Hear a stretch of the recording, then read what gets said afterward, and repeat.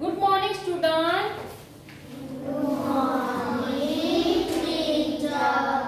Last period में हमने chapter number 7 राजा और नौकर देखा था, ठीक है।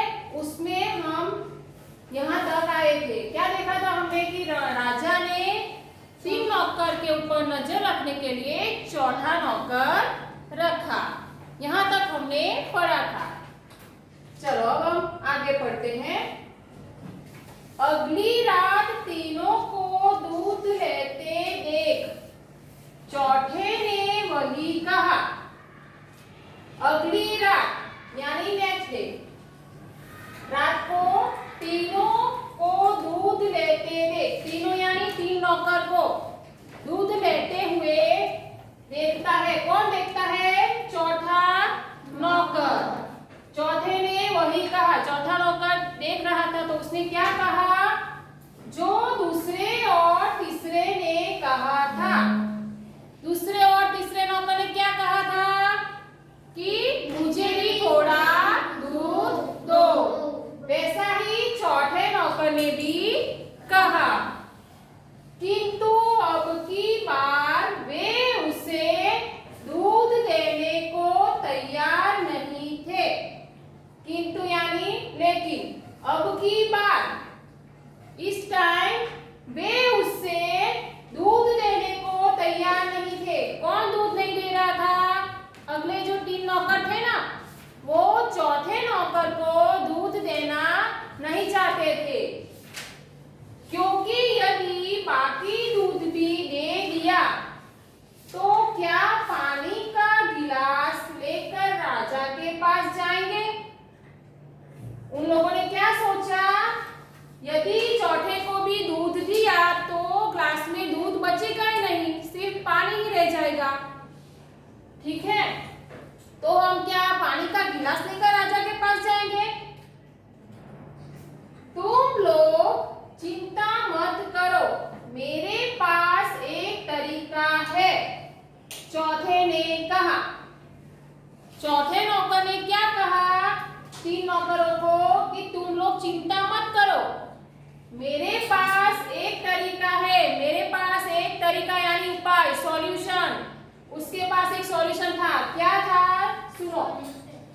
राजा के सो जाने पर चौथे नौकर ने उसकी मूंछों पर दूध की मलाई लगा दी।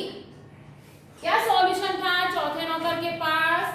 तो राजा के सो जाने पर, राजा जब सो जाए तब चौथे नौकर ने क्या किया? उसकी मूंछों पर दूध की मलाई लगा दी। दूध के ऊपर जो मलाई आती है ना, वो राजा के मूंछों पर लगा दी और दूध आपस में बांट कर पी गए। और जो दूध था ग्लास में, वो चारों नौकर ने आपस में बांट कर यानी शेयर कर कर पी लिया। खाली गिलास राजा के पलंग के पास मेज पर रख दिया और जो खाली ग्लास था उसे राजा के पलंग यानी बेड के पास मेज पर रख दिया। मेज यानी टेबल। राजा जहाँ सोता था वहां एक टेबल था, उसके ऊपर खाली गिलास रख दिया। आगे देखते हैं।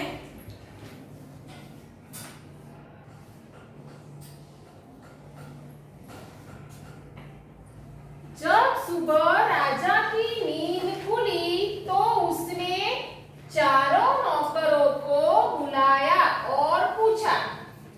जब सुबह राजा उठा तो उसने चारों नौकरों को बुलाया और पूछा। क्या पूछा? कि तुम लोगों ने मुझे रात को दूध क्यों नहीं दिया?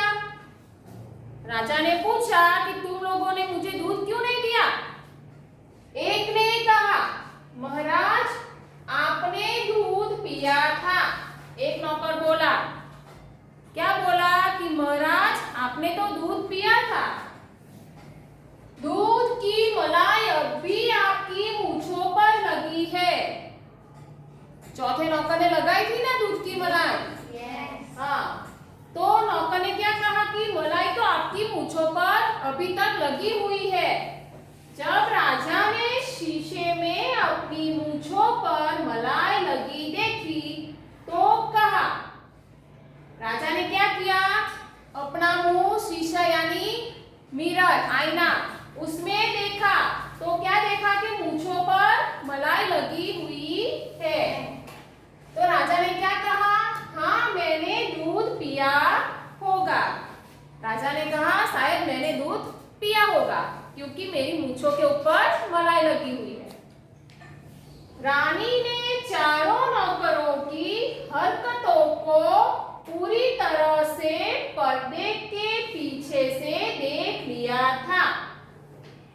रानी ने क्या देखा, तो चारों नौकरों ने हरकत यानी मिसबिहेवियर, बराबर, उसको पर्दे के पीछे से, पर्दा यानी कर्टन के पीछे से देखा था कि चारों नौकर ने राजा की मुझ पर जो मलाई लगाई थी ना, वो जो जब लगा रहे थे तब रानी ने पर्दे के पीछे से देखा था। उन्होंने राजा को सुबह सब कुछ सच सच बता दिया। रानी ने राजा को ये जो हरकत की थी ना चारों नौकरों ने, उसे बता दिया। राजा ने सभी को 50-50 करोड़ की सजा देकर नौकरी से निकाल दिया। राजा ने क्या किया, चारों नौकरों को पनिशमेंट दी। क्या पनिशमेंट दी, 50-50 यानी 50 कौड़ों की सजा दी। कौड़ों यानी हंटर, चाबुक से जो मारते हैं ना उसे क्या बोलते हैं, कौड़े। तो चाबुक से मारकर 50 बार मारा, कौड़े से, चाबुक से, ऐसी पनिशमेंट दी और नौकरी से निकाल दिया।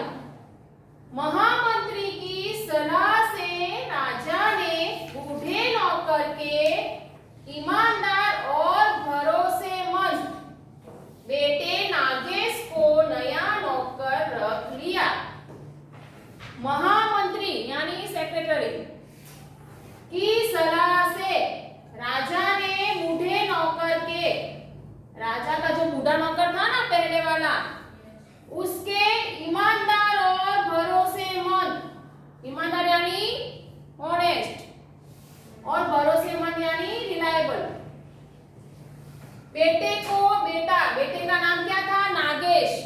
वो बूढ़ा नौकर था ना, उसका बेटा था नागेश, वो भी उसके जैसा ही ऑनेस्ट था। इसीलिए राजा ने क्या किया, वो बूढ़े नौकर के बेटे नागेश को नौकर रख लिया। तो इससे हमें क्या सबक मिलता है, देखो, बिना जान पहचान और पूछताछ के किसी अनजान आदमी को नौकर रखने की भारी कीमत चुकानी पड़ती है। क्या सीख मिलती है कि हमें किसी अनजान आदमी को बिना पूछताछ के नौकर नहीं रखना चाहिए, नहीं तो हमें नुकसान हो सकता है। समझ में आया?